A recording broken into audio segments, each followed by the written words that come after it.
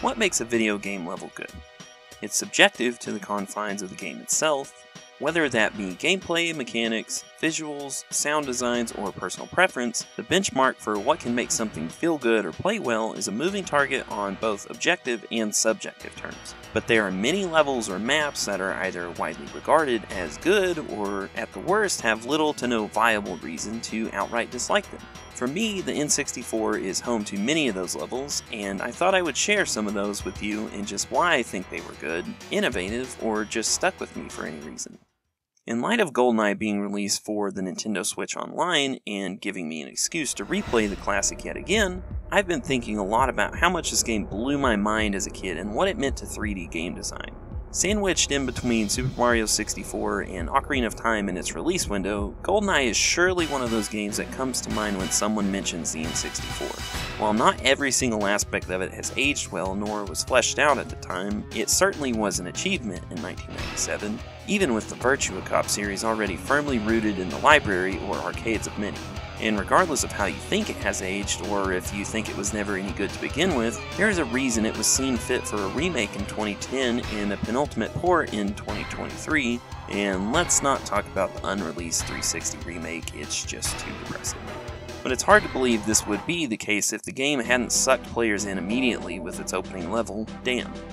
Set at the same site as the opening of the movie, this level embellishes some details that either didn't happen or at least were not shown in the movie. The atmosphere of this level is superb with its dim lighting and intense soundtrack from the legend Grant Kirkhope, all of which are immediately shown off by the opening in-game cutscene.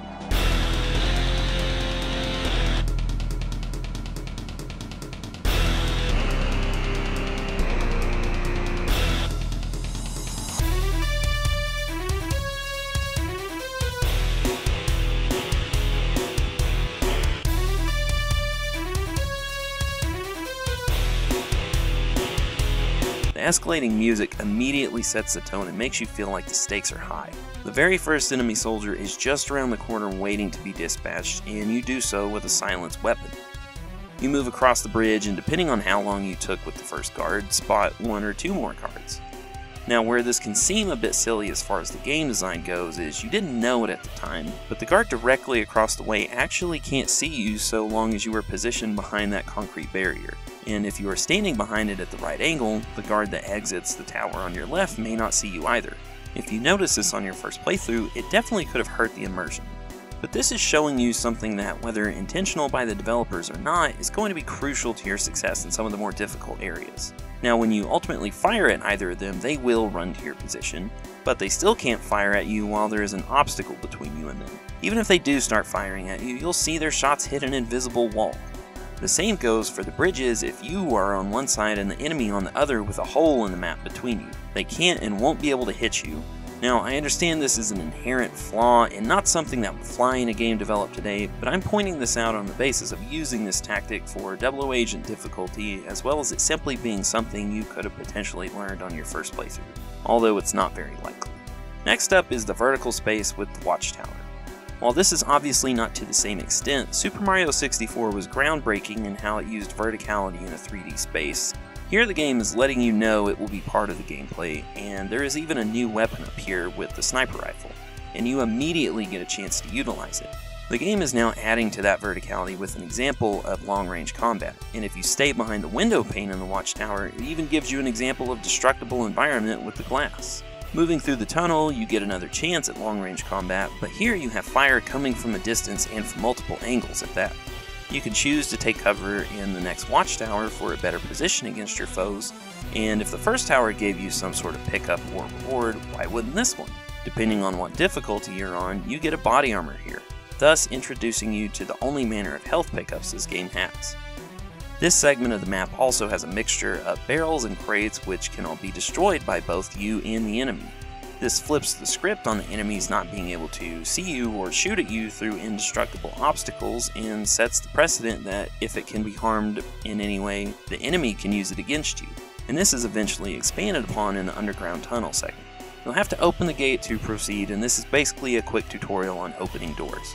But the next segment does cause a sense of urgency. There is one enemy that may come out of the watchtower on your right, and that could very well get your attention first or distract you. But what is more likely is the guard on your left will get your attention for two reasons.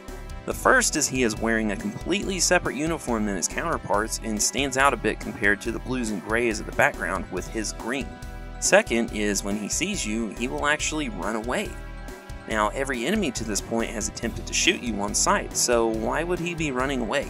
Again, depending on what difficulty you are playing, there is an objective to neutralize all alarms. This soldier is heading for the first and will alert some additional guards if he succeeds before you dispatch him.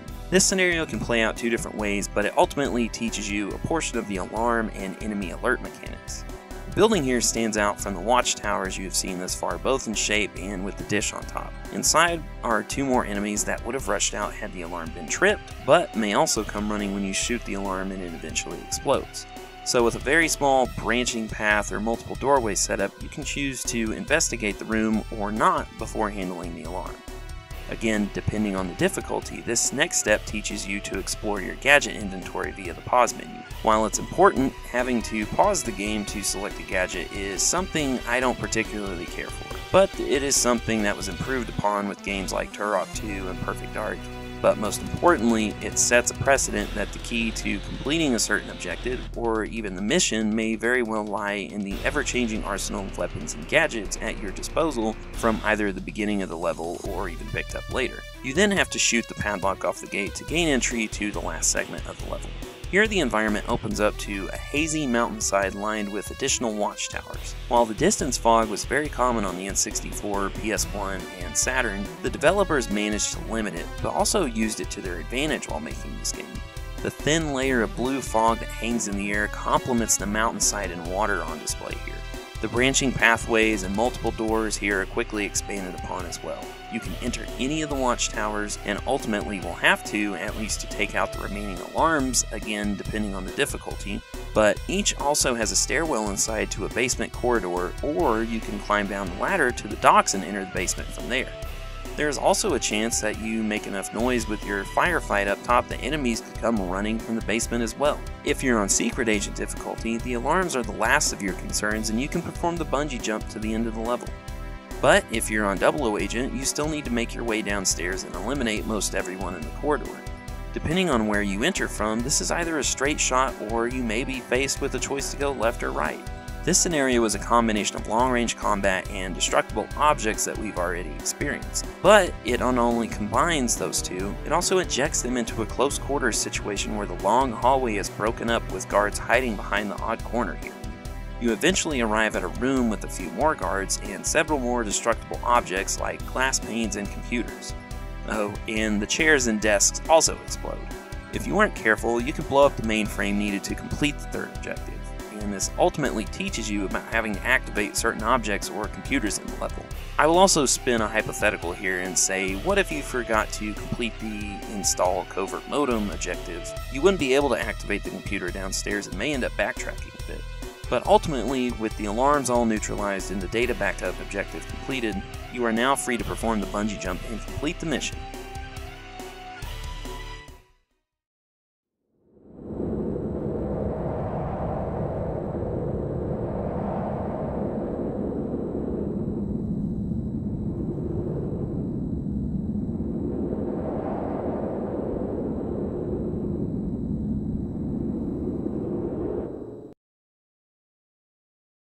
Overall, the Dam level does a tremendous job of introducing the player to gunplay, basic enemy behavior, and environmental interactions that were all expanded upon in the levels to come. It gives the player a reason to press on, and when it comes to GoldenEye's legacy, it is ultimately the level that started it all, and that's why I love it. Thank you all so much for watching. If you liked what you saw, please leave a like, comment, or even subscribe, and stay tuned for more content like this. Please also leave in the comments some of your favorite levels or memories from this level. I would love to hear what you all have to say. I sincerely appreciate your time, and I will see you all next time.